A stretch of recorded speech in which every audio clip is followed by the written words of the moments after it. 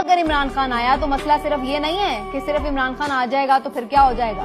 मसला ये है कि अब इमरान खान आया तो फिर वो काबू में नहीं आएगा, वो कंट्रोल से बाहर होगा। उसको पता होगा कि वो अवाम की सपोर्ट से